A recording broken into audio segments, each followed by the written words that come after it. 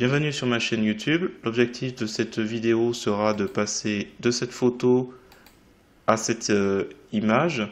Donc c'est l'utilisation du filtre GMIC qui permet de créer des ellipses.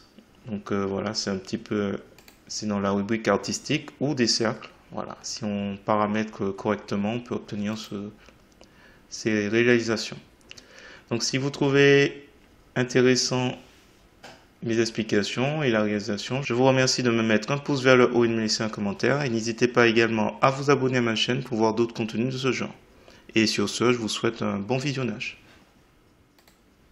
Alors c'est parti, nous voici dans l'éditeur d'image GIMP, la version 2.10.32. On va aller tout de suite sur Pixabay, je vous mets le lien dans la description. N'oubliez pas de cliquer sur le bouton j'aime. Et on va cliquer sur télécharger gratuitement et on va prendre 1280 par 853. On clique sur ouvrir. Un nouvel onglet va s'ouvrir. Un clic droit de la souris pour aller dans le menu contextuel sur copier l'image. On revient dans l'éditeur d'image GIMP et on va dans le menu édition, coller comme, nouvelle image. Ensuite, on va aller dans le menu filtre. On descend sur GMIC Qt. Donc moi j'ai la version 3.1.4. Vous pouvez voir dans la description le lien pour télécharger GMIC. Et ensuite, vous allez rechercher, alors en saisissant ellipse. Normalement, vous allez trouver, voilà, dans artistique, ellipsionisme. Donc là, je mets les paramètres par défaut. Donc c'est bon. En gros, vous avez primary radius. Donc il faut imaginer une croix. Donc là, vous avez le diamètre. Et donc il faut, avec alors si vous souhaitez avoir un cercle, il faudra mettre 10 pour primary et pour secondary 10. Et comme ça vous avez des cercles. Donc ça vous fait en fait des cercles ou des ellipses si c'est complètement différent en termes de longueur. Ensuite, autre paramètre intéressant, opacity. Donc si vous mettez à 0, vous revoyez l'image qui est en dessous. Si vous augmentez à fond, vous voyez nos cercles, enfin nos ellipses pour le cas. Nos cercles, c'est si on a par exemple 20 et 20.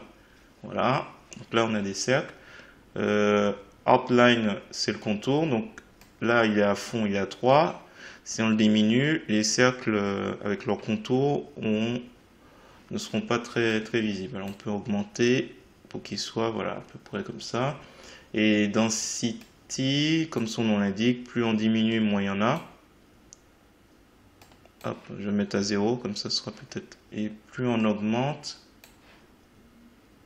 alors là, on voit pas. Alors ce que je vais faire, je vais diminuer les deux pour qu'on voit un peu plus.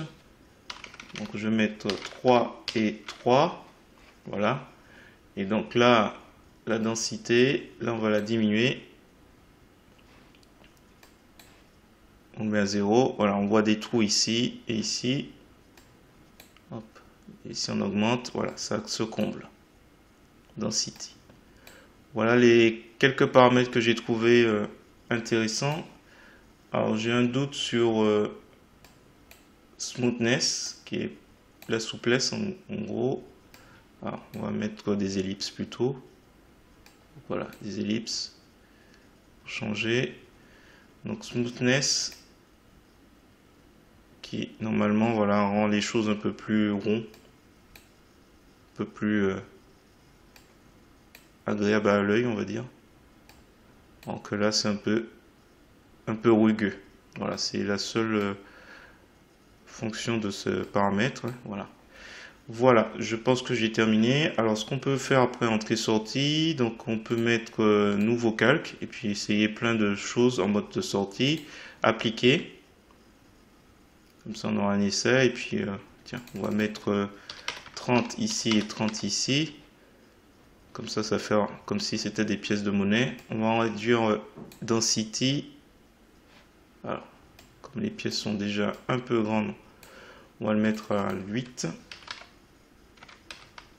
Enfin, je dis des pièces, c'est par rapport aux couleurs. On peut imaginer des pièces de monnaie. Donc là, je fais appliquer et on va voir un peu le résultat dans GIMP. Donc on prend la loupe, on appuie sur la touche Z Et donc là, on a ce que j'ai fait avant et le premier résultat. J'attends dans vos commentaires si vous avez des questions ou des commentaires sur ce filtre, peut-être des réalisations.